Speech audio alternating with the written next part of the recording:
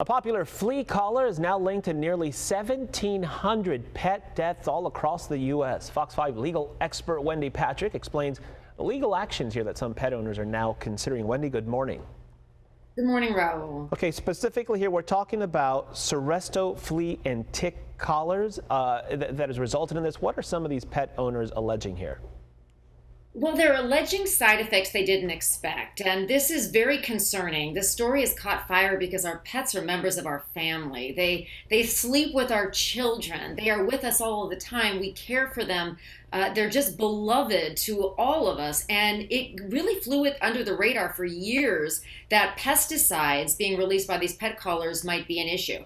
Now, Raul, one of the things that we start off by recognizing is that we understand on some level why pesticide collars work. Pesticides are poison.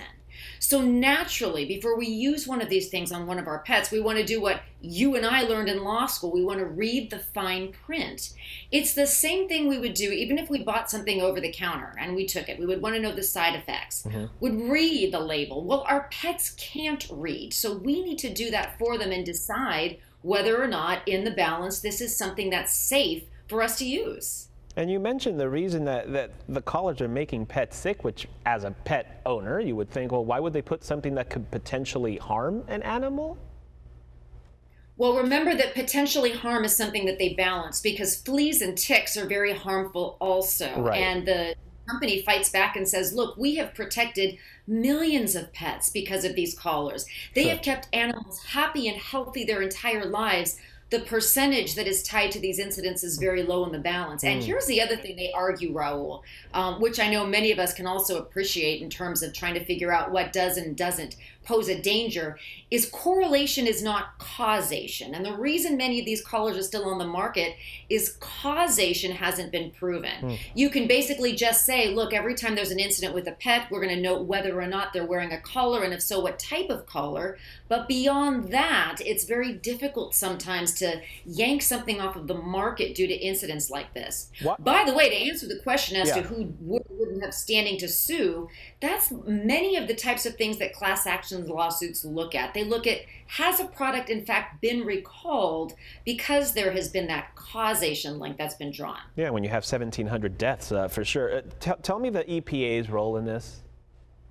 Well, the EPA, of course, they set out the standards and they set out the guidelines, but they haven't basically come out and said these deaths, these illnesses are caused by this collar. They can report statistics as many of the other people can, and as many pet owners can, but they can't really dictate whether or not, for example, a lawsuit would be successful in claiming that a death or an illness was tied to this product. Now, anecdotally, we have all types of pet owners and their children that are able to come forward and say, when the dog with the collar slept in bed with us, we had these symptoms. When we put the dog outside, it didn't. Or when we took the collar off of the dog or the cat, suddenly the symptoms disappeared. Right. Or they look at the amount of time that passed after putting on the collar and these symptoms occurring.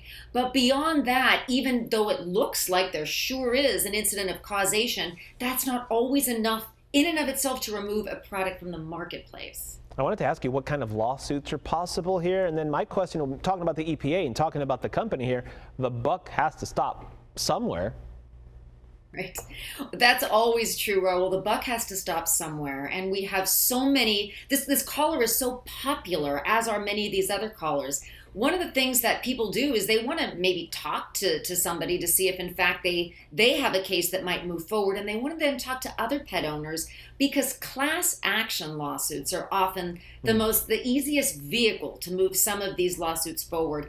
But even with a case like that, and we saw one earlier this year, by the way, Raul, tied to a dog food product.